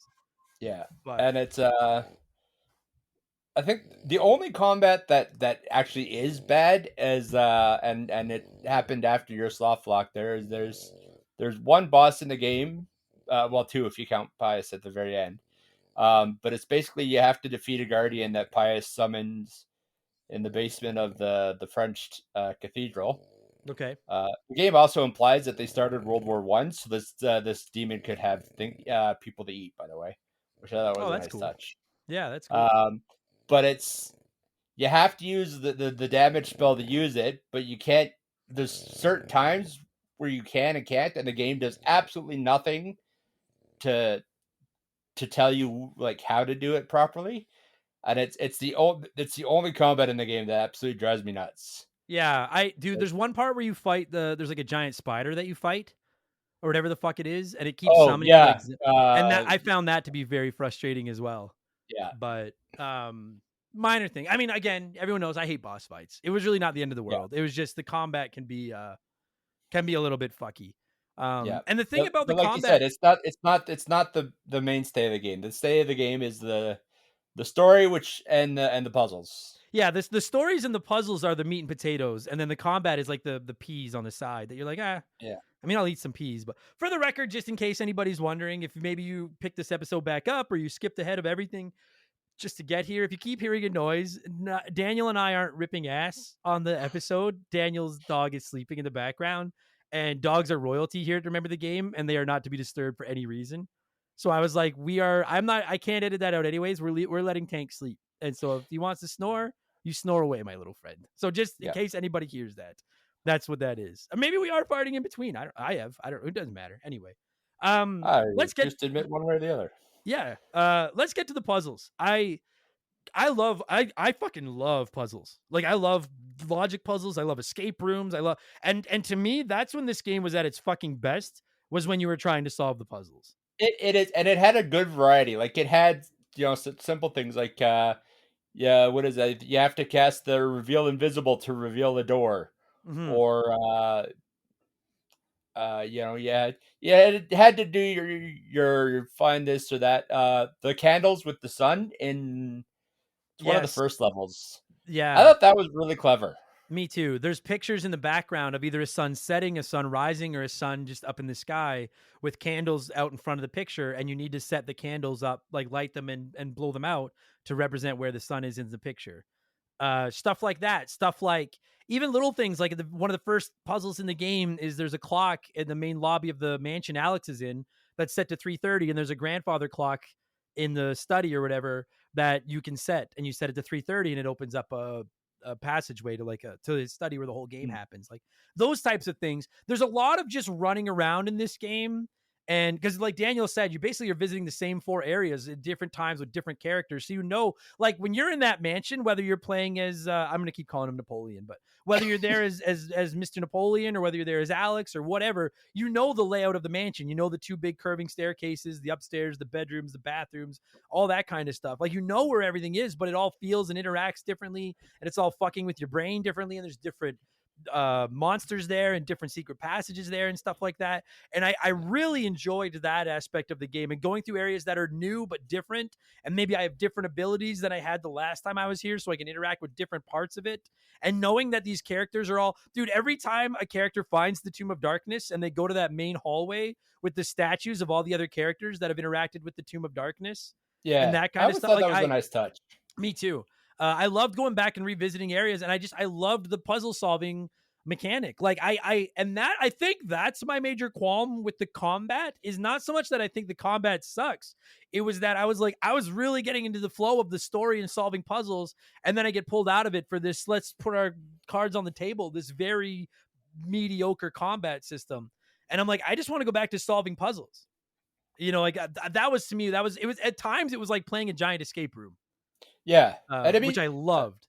yeah, one of the enemies I can never decide if I like them or hate them though. The little scorpion guys, the trappers. Oh, those little, yeah, you Yeah, have to like tiptoe past them yeah, you either have to because, tiptoe or if you've got a ranged weapon, you can take them out from a distance. But if you touch them, they send you the trapper dimension, which yeah, is nice because you depending on which way you go, you can get a health or magic or sanity top up. yeah. But They were just kind of a nuisance to tiptoe around sometimes. yeah, When you're like, all my stats are full, I don't need to go and fill up anything. I just want to get past you. And yeah, they were but they were cool looking and they were creepy as fuck. yeah. Like when they showed up, I thought they were creepy as shit. So, Yeah, they're slightly different depending on which artifact Pius has. right. Yeah, yeah. So yeah, yeah, it was the combat was like whatever. It was to me it was the puzzles that were the cool thing. And the thing about it is like, and there was the odd time I got frustrated and ranted about it, but that was just in the moment. It really didn't bother me. There's a lot of backtracking in this game. There's a lot of running around. Even at the very, very beginning, that very first chapter of the game when you're playing as Alex in Grandpa's mansion and you're running around and I'd never played it before, and I'm running around and running around. It's one of those games where you can interact with a lot of the game, but you need to get into the right position to interact with it. And it's much more lenient on being in the right position than like a PS1 Dino Crisis or something is. But you still need to get to the right area where it, like, I knew I'd seen the clock that said 3:30, and then I just hadn't gone to the right position where I could interact with the clock, Yeah. to the grandfather clock to set the time. Or there's the level where you're playing as he's like a monk or something, and you're in the cathedral, and I had gone Yeah. through that whole cathedral like 4 times, and I'm like, I don't know where else to go. And in the basement there's like a room, I don't know what you'd call it, but a room full of barrels of like wine, and I had interacted with every barrel except one, and the one I happened to skip was the empty one that I Yeah, could which turn the opens handle the up to open up passage, a and secret yeah. passage. But like that kind of shit to me is very minor. I really don't mind. Like, and like anyone that plays puzzle games, like you obviously like puzzle games too. Like Yeah. it could be so frustrating when you're just running around and you're like, I have gone everywhere. But then when you solve it or you figure out what you're missing, you feel like a goddamn like royalty. It feels so good. I have to imagine that's how Souls players feel when they beat a boss that's killing them. Like it's that feeling of accomplishment, especially if you don't look it up. It feels very good. Yeah. Uh, and I liked that. I thought the game did a really good job of like spacing out those long puzzles. Yeah, it did. And Like you'd have one where it feels like you're doing, forever in this, and then your next couple puzzles would be really, really contained to, yeah, and that was what kept me playing for an hour or two at a time when I would play, is yeah. that I would spend 45 minutes trying to solve this one puzzle, finally get it, and then bomb through 3 more. Yeah. And it was like the reward system was really, really well done. And then like we mentioned earlier, going back to it, as you're doing this, as you're running, I hope like for everyone that hasn't played this game, I hope the puzzle pieces, no pun intended, are starting to fall into place now. As you're running around in these levels, fighting these enemies and solving these puzzles, your sanity bar is just shrinking and shrinking and shrinking, your sanity meter. And as it's emptying out, you're having these crazy where sometimes it's just like it's a game that really needs to be experienced with headphones on. Absolutely. It's like, have you ever played Hellblade: Senua's Sacrifice? No, but that's one of the things that somebody did. It's on my short list to play, and that's exactly how somebody sold me on it. Yeah, it is. I mean, it does the sanity effects of this game, but like to a billion. It's Yeah. that like it's some of the. I actually found the gameplay of that game rather boring, but the creepiness and the losing your mind aspect of it is I've never experienced anything like it. It's incredible. But this was an early version of that. Like, and it really does. Well, I do find that some of the sanity things happened too often, like the falling apart or that kind of shit. Yeah. It really did break up the occasional repetitiveness of the game of running around back and forth trying to solve puzzles. While you're doing it, flies are showing up on the screen. You're hearing voices in your head. The characters are like, "This can't be happening." You're hearing knocking on the door. The TV's cutting out and coming back Yeah. on and shit like that. I thought that was really clever. It really broke up the slow portions of the game. It did, and it has a nice mix of overt ones like that, and subtle things like the more your sanity goes down, the cameras tilt slightly. Yeah. Till it gets to like a 30-degree angle, and It was wild too. The first couple of times that happened, it happened so gradually that like I almost thought like, what, am I sitting on like an angle? And then I yeah, I did realized like, that. oh no, the camera turned. That's what it was. Yeah, I didn't think anything. One of the first times I played it, I paused. I went upstairs to come down, and like coming down and then seeing it, and I'm like, what the fuck is up with the camera? Yeah. Because it Yeah, had it's happened wild. so suddenly or so gradually, like you said, and then when it actually you see it there. Yeah. The game does a great job at setting atmosphere between the sanity effects, uh, and the level designs. Like that, the game does have atmosphere down pat. Absolutely. And again, I know I've already harped on it, but like if you decide you are going to play this and you go and buy yourself a copy, or this is one of those games that I have zero qualm with anybody out there, like emulate the fuck out of it if you want to, because Yeah, there's no other way to can't play get it. it anywhere else. If I can't buy it from the rights holder, I'll emulate the shit out of it. So feel free, go not. I endorse it. Emulate the fuck out of it. But if you do decide to track it down and play it, like I implore you, wear headphones. And quite frankly, like if you are a streamer, I don't recommend streaming this one. Like this is one I would like to take another shot at this one at some point, and I would not stream at all, because it was night and day how deep into it's just talking to a chat can really pull you out, and the game really wants you to just lose yourself in it. Yeah. Plus there's a lot of, again, like going back to that story, like you're humping you're that's the other ED. We're talking Eternal Darkness. you're hopping from one time period to another time period to another time period with these different characters in these same locales that are loosely tied to each other. Like you said, POS keeps fucking showing up at random times, which I thought was awesome. And he wants to bring this fucking beast back and take over the world and all this kind of shit. And it really wants you to, like, you really need to. It's like watching a TV show that's constantly hopping between multiple time periods. Like, you really need to pay attention. You can't be looking at your phone the whole time, or No. you got to rewind to see what happened. And you can't rewind in this one, unfortunately. That's another thing that would have fixed my soft lock if you could go back and replay chapters. Yeah. Just go back, replay, reread chapter, blah, blah, blah, blah. Yeah. And like, she's got, like, because the thing is once you finish a chapter, because again, like we already mentioned, to trigger a chapter, you find the page in the current time with Alex. Once you find the page, you read it, and basically what you're reading is the level you're playing through.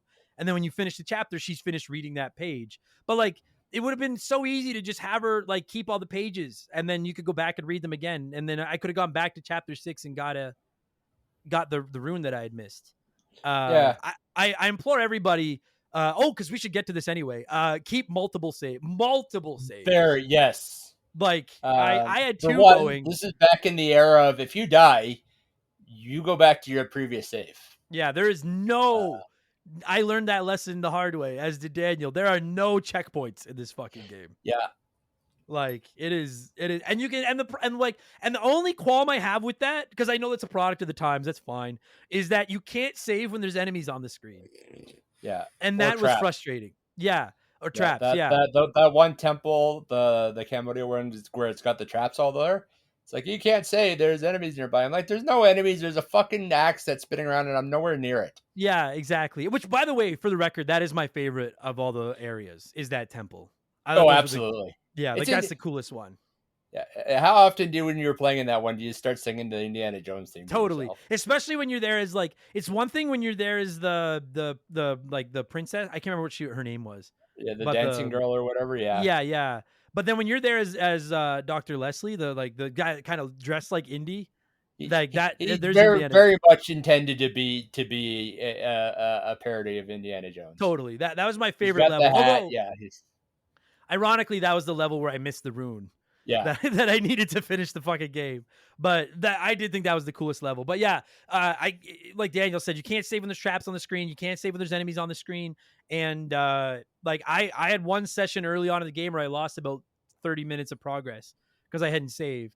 And again, product of the times, noted. But just, if you're listening to this, for the love of fuck, man, create like 10 saves. Like, just create saves after save after saves. Like, there's no shame in it. And I would recommend keeping saves in each chapter, because if I had that, things would have been very different for me. God damn it. Fuck. Now I'm getting mad again. Fuck.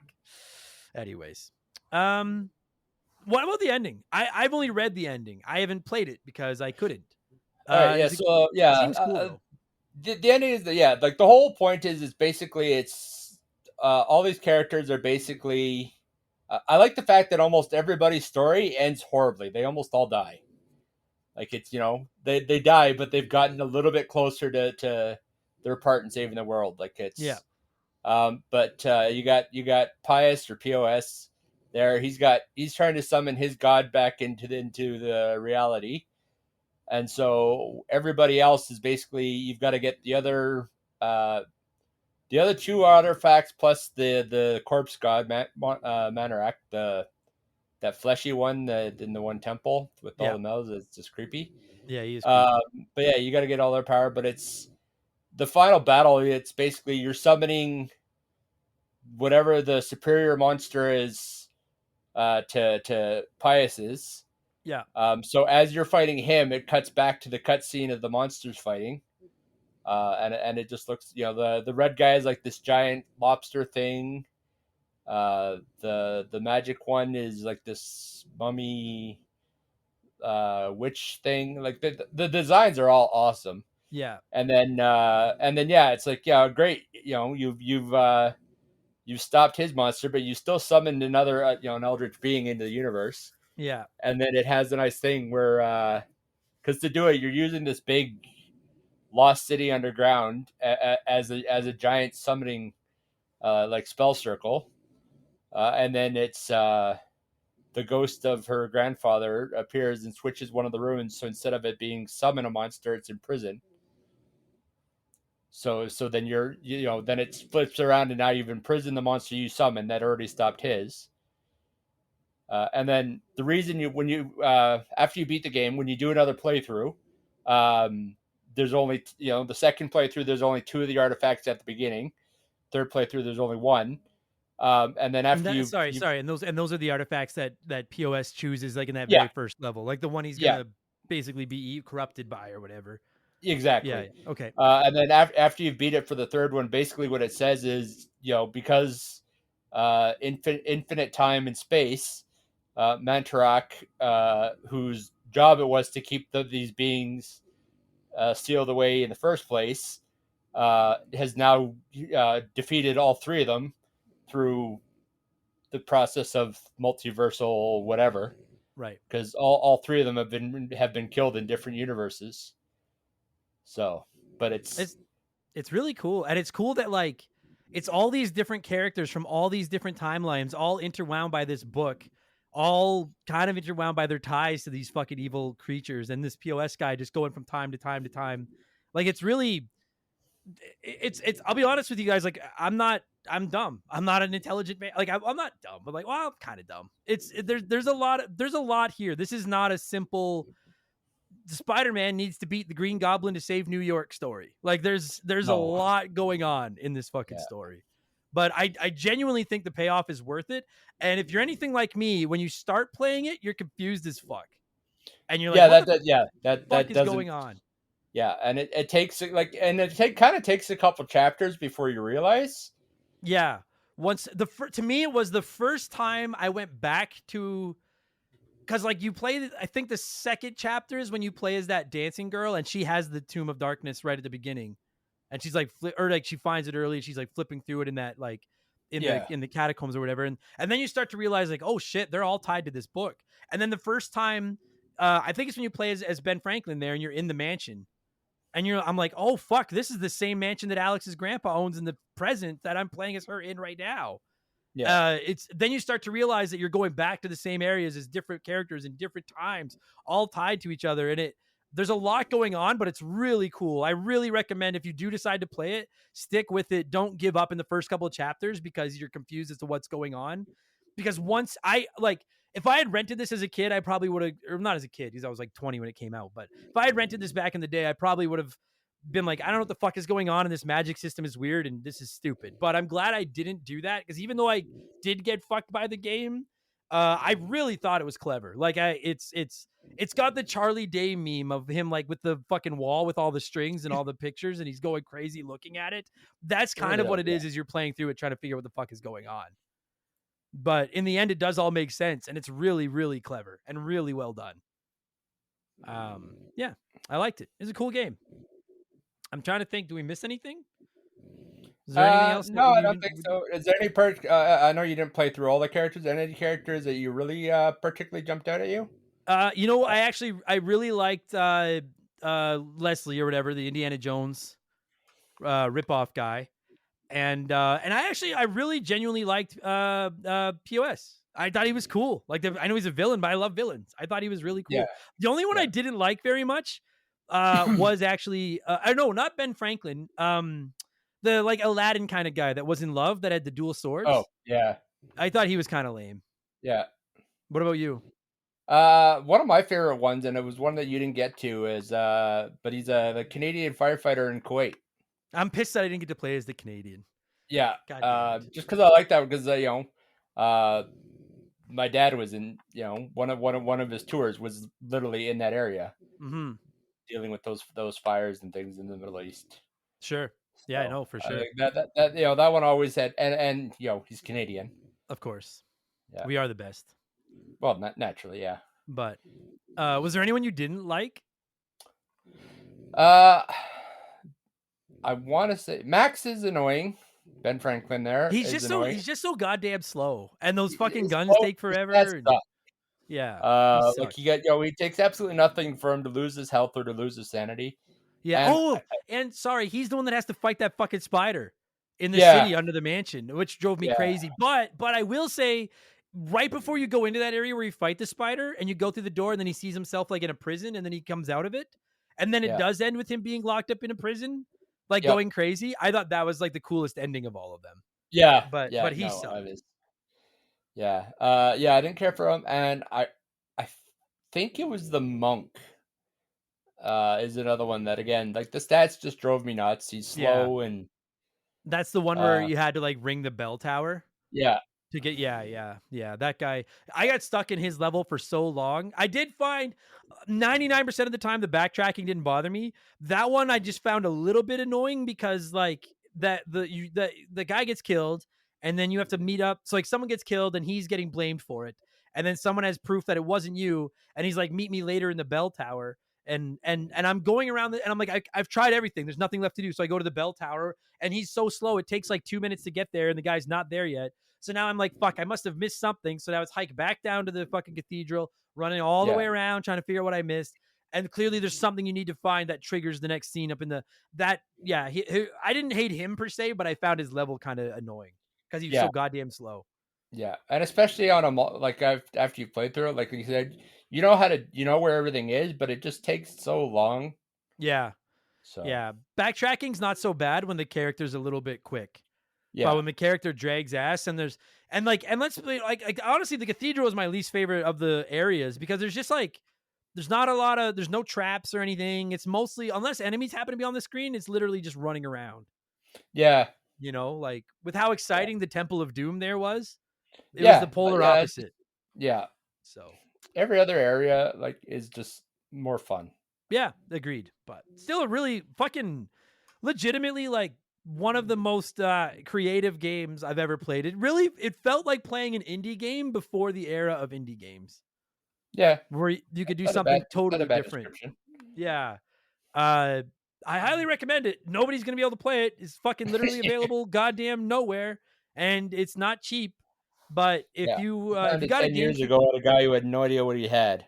Yeah, yeah. I asked Daniel because I have his copy here, and there's a price tag on the back of the case for $20, and I was like, I know it's considered bad form to ask somebody what they paid for something. I was like, but did this only cost you $20? And he was like, yeah. And I was like, fuck, that's the video game equivalent of buying Bitcoin back when it was worth like $2. Like you won. Yeah, Good for you. Maybe not yeah. quite that good of return, I but mean, you I don't won. have a GameCube, so the only time I've gotten to play it in the 15 years since was when I borrowed yours for 6 months. But It's good shit though. It's a good fucking yeah, game. And okay, so we got to score it, and everybody's like, you better just tear it apart because like I was so mad. I was streaming yesterday, and people were just like, is it worse than some of the most notorious games I've hated on the show? Like I hate Metal Gear Solid 3, Echo the Dolphin. I got mad at Symphony of the Night for hiding that second castle, that kind of stuff. And in my rage, I said yes, and I do still think none of those games can solve. Like in my opinion, I consider it borderline inexcusable when a game can soft lock you like that. There's absolutely. just no like that can ruin your whole experience of a game with a game. Um, that said, like I really, really like what this game is doing, and the fact that so few people knew what I was talking about that had played this game indicates to me that like, well, this is a soft lock. It was a pretty well hidden soft lock that it took a special kind of idiot like me to find. Like most people never experienced it. So, Daniel, how do you want to score this thing? You had a system. I was thinking we'll go with there's 12 playable characters, so I was thinking we'll go out of 12. All right. So then I'll ask you first. Out of 12 playable characters, what score do you want to slap on Eternal Darkness? Sanity's Requiem. I'm gonna go with 10. Take one away from fat ass Max there because he takes forever to load his guns, and he just really is making big guys look bad. And take away the monk because he just is so slow. Yeah, he does. He sucks. Um, Although I will say his story was interesting. Like if the guy being I killed and them all blaming him, I thought that was cool. yeah But it was just not fun to play. yeah I like yeah the cathedral is the worst of the four places by No far. question. No question. Although and it is where you fight that stupid boss that I don't like. I'm So glad I didn't fight this boss. yeah, Fuck, I don't know what to do. Okay, so all right, so without the soft lock thingy in mind, I'd probably give it a 9. I think it's out of 12. Like, it's a really inventive game. It's cool story. I think the combat is kind of lame, and I think the magic system is more. It's messier than it has to be, but it also works once you figure it out. I love the sanity effects. I love the story. I love the puzzle solving. So I like more of it than I hate. So I'm gonna give it a 9.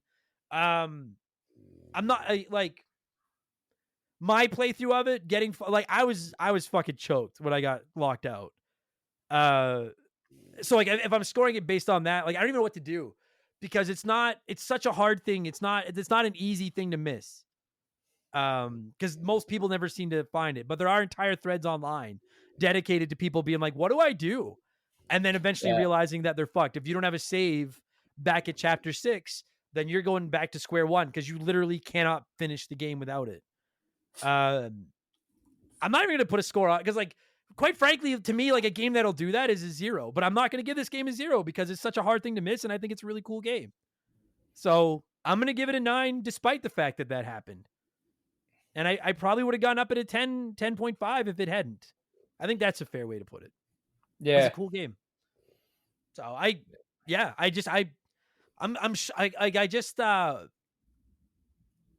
man, this game is just this game is the fucking the epitome. It is exhibit A for the argument in favor of emulation and ROMs. It really is. You know, like I'll never endorse emulating games that are available to be purchased by rights holders.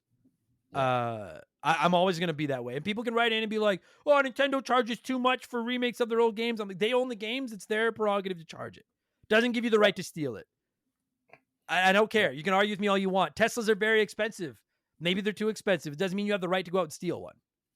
I mean, they also murder people, so. Yeah, sure. But like when it's just not available, like your only options to play this are to pay that grease bag at the flea market $200 or emulate it. This is where I'm like, emulating needs to be preserved because video games are art, and there's so many games that are going to be lost forever if emulation goes away. You know, imagine if all of a sudden every movie that hadn't gotten a re-release in 4K and shit was just gone. Like, or music or what, you know, whatever. It just, video games are art and they need to be preserved. So I actually encourage you to go out and emulate this game and try it. Yeah. So I really emphasize this is definitely a game worth trying. It's definitely not going to be everyone's taste. No, it isn't. That one and save. Just if you're going to play it, make sure you save.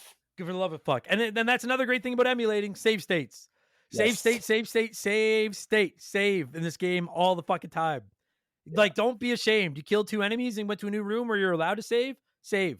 Don't fucking and keep like 8 saves. Like, don't keep 2. Like I had multiple saves, but they were multiple saves within the last chapter. I didn't realize that I would have to go back in time fucking 3 chapters to get what I needed. Or I would have done that. God damn it. Fucking bullshit. Anyways, good shit. I love the game, but yeah. That's really creative. It's art. This is a very artistic game, and I love a good piece of art. So, Daniel, thanks for giving me a call. Thanks for doing this. Thanks for lending me a copy of a game I otherwise was never gonna fucking buy. And thank you for not calling me. It's so funny. Let's end on this. Is it not a little bit ironic that this game questions your sanity while you play? And when I said I got soft locked out, I had people questioning my sanity on social media. And they were like, "Are you crazy? Are you sure?" And I'm like, I think I am. Maybe now I'm not so sure. I got to go read my book covered in human skin and find out. But thank you for not questioning my sanity like the general public did. No, as soon as you said you play enough games that you wouldn't have said that without it being legit. No, I spent a good hour online trying to figure out what I could do. Because I was like, so like, just to, now that you've all heard this, the game, like, there's a part in chapter 8. I don't remember the name of the guy you're playing as, but you're like I think you're like a slave and you're in like a mine. It's you've already been there before, and you're going through and you find this trap where somebody has to walk into a panel on the floor that'll bring down a trap that squashes them and kills them. That'll open a door. And that's where I need to go. And I need to use a summon zombie spell. And I'd already picked up the script for the scroll for summon zombie. So I'm fully aware that that's what I need to do is summon a zombie, send them in there. That'll open this door. but I was missing one ingredient, and I had 3 runes that were all question marks. And so I was like, well, maybe it's one of these. And I tried all 3, and none of them worked. So then I looked up what the 3 were, and none of them were the tier rune that I needed. And then it turned out, yeah, it's a missable rune in number 6. So that's now, maybe after an hour of explaining the game, maybe that makes more sense. That's where I got stuck, was in chapter 8, where I couldn't get this door to open. But it is what it is. I did do my homework because I really wanted to finish it. I wasn't going to play through it 4 fucking times, but I really did want to finish it and see how it ended, and it just wasn't going to happen. But cool game, man. Good shit. Daniel, thanks for doing this, pal. Absolutely, buddy. Thanks for having me.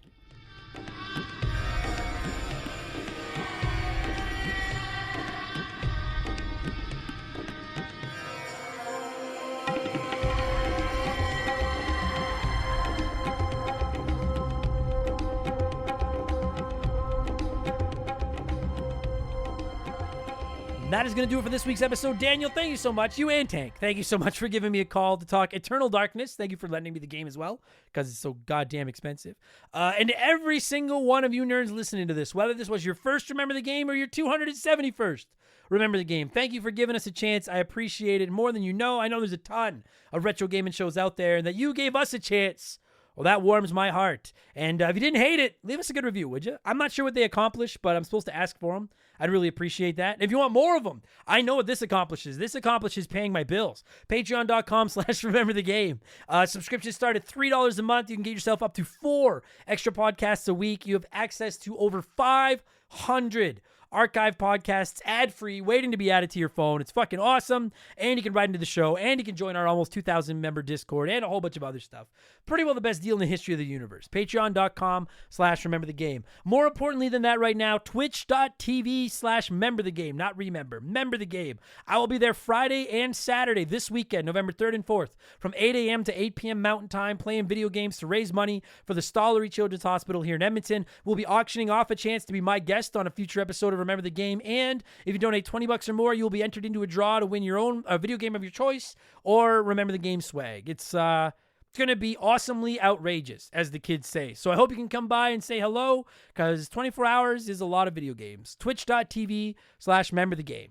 I have a P.O. box. You can find that address at rememberthegamepodcast.com. That's where you can find our merchandise. That's pretty well where you could donate to my extra live stream, and you pretty well can get it. Basically, just go there. Everything is there.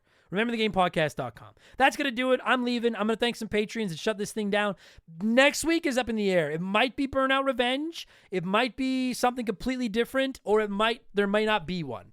We'll see how the 24-hour stream goes this weekend and how much time I have left to get I Remember the Game put together. It might just be an expansion pass release next week. But either way, I hope you'll be back next week to listen to something, and then the week after that, and then the week after that, and the week after that. We'll be friends forever. All right, I'm going to thank some patrons and leave. Thanks for listening, everybody. Don't forget the fucking tier rune, and I'll talk to you on the next one. Cheers. Remember the Game is brought to you by our Patreons. I could not puke up all the content I churn out every week without all of your support. The following people are at the senior executive vice president level or higher at patreon.com/rememberthegame, and as such, I am contractually obligated to thank them as quickly as possibly. So a huge thank as possibly? Or possible, as quickly as possible, whatever. So a huge thank you to Makeshift Mellow Magic Money, Joe Buck, Sharonic, Andre, The Keegs, James Clark, Dave McGee, Dan of DNA Gaming, Slick Rick, Doug Dorn, Chris Fleury, Andrew Wright, Jordan, Fraser Burns, Lil Bunny Fufu 89, Angry Ticks, Dave Thompson, No One Cares, Scott Brooks, Aaron Lawson, Nathan Tremblay, A-Town, Morgan, Zane Donovan, Ryan Kinchin, Mike Maloney, G9PSX, Mercury 869, Wolfgang, Darren Andy, Hudson, Doogie, Wolf Magic 21, Johnny from Virginia, Squints, Titan 420, Zonko 504, Jeff Bergeron, Captain N, Daniel, Tunable Power, John Woodruff, Randy Barrett, Just a Fish, D's Nuts, Holmes, Zach Shepard, Ballsack, Teabagger, Frosty V492, Triple Chugger 22, Elijah Burns, It's That Nerd, James, Madam Nudzich, that one fucks with me every time, DBXJ, Jameer Williams, Steve Dalk, Mizuru, Juris Dr. Mario, Tyler, Phil Lencher, Joe the Sandman, Eric James, Nick Amos, Mega Mav, Thomas Childs, Biddy, Laces Out Damp, Beaver Boy, C-Spin, Thomas Smith, Nicola, Leroy Westrich, Rush's Dog Walker, Sean Ramos, Stud Still Smash, Matt Babinu, Gabe Dan Fusselman, Fuzzy99, Decoy Man, a dude named Adam, Wyatt the Surgeon who's not a surgeon, Roe, Blaine the Hoagie Man, Scary Terry, Storm Beagle, Earl, Hegel Waffle, High Plains Drifter, Esteban Navarro, Kayach, Timothy, Chris Williams, Oroku Saki's Gardner, Cody Richardson, General Fury, Them Boys on the Roof, Max Lagroom, James Juan Francesco, John of the Adult Children Podcast, Franklin Badge, Drugs are bad, okay, Sam Carpenter, Donnie the Dude, Walter, Nerdy Hybrid, The Fletchman, Colin Bollinger, Sleeper Hit, Squeak Nuts, Isaias, Timmy the Exuberant Turtle, WMFP15, Christian Gabriel, Maverick Marty, Radioactive Man, Musty Beetle, Graham Kennedy, On My Foot, John M. Watkins, Timothy Sabrinsky, Beef Dingleberry, Hitchy Poo, Bulma Simp, Chevy Boy 9211, Burt Macklin, Quiet Place Queen, Cam Nelly 23, Christopher Britt, Zematos, Big the Cat, Oh My God, It Froze, Bobby Litton, Brandon DeZeba, Kia Pup, Knife Goes In, Guts Come Out, AB Killen, Works For Me, Dakota Guy, Alexander Camp, Neil Cooper, Tom Houlihan, Ted Explosion, Ryan Perry, Alex R, Itchy Nutsuru, Mr. Papa Giorgio, Just Car Prank, Solomon Soto, Dark Skywalter, Postman, WestGen, Nick Creature, Tyler Kakulik, Tyler K, Adam Martinet, AFE, The Big Deal, Dr. Nightmare 23, Kevin Monroe, Can't Destroy Her, Mario Galaxy, still hasn't reviewed Adam Blank, Beers of War, Because 19, Digital Dave, Marcus Mendoza, Lord Longrod, Von Hugendom II, Roger Staubach's Pool Cleaner, Frosty Bear, Max Sandin, Sour Goatface, Alex Ramos, Faded Suffrage, Benjamin Atkins, Carbon Fiber Zombie, Chris Hill, a.k.a. Adam is Too Scared to Live Stream Lost Levels, Mellow Yellow 8787, B Money, Hired Goon, who? Fuck, now I'm all fucked up. Hired Goons, who? It's OG, Tyler Bauer, Fallen Snow, Kiku, The Supreme, Choserizio, E-Man, Trucker, Mark Sneed, Raging Irish, Atrio, Wormwood, Shoeboxers, Tornado, Adam Blank still hasn't reviewed Mario Galaxy, Jay Callahan, Robbie Air, Guy Who Does Things, Saban, Brian Richmond, Blobby Rogers, Glue Scappin, Bula, Matt Zeus, Spy Me Bone Storm, Plow King, Cesar, Fill Up My Mouth With Farts, Liquor Like Luigi, Cody Thompson, Billy and the Clonosaurus, nice, Elephant Cav, Scissor Fist, Big Daddy Randall, Ryan Whitcomb, Flinny 123, Austin from Past to Present Player Podcast, Lord Stay Puff, Johnny Zubu 81, AJ McKirji, Lotus, Philip Ramsey, Nothing Could Possibly Go Wrong, Alex McIntyre, S Bearded Bastard, Adam Blank Loves Mario Is Missing, Eric Hopewell, Clockwork Orange These Nuts, Kawa My Bunga, David Schroeder, Theodore, Chicken Gizzards, Diablo Spartan, Justin Blair, Wilco, and VOS Rager. And for the record, no, I'm not afraid to stream Lost Levels. I actually beat it on stream. So take it easy, everybody. Thanks for the support. Talk to you on the next one. Cheers. So long. Goodbye.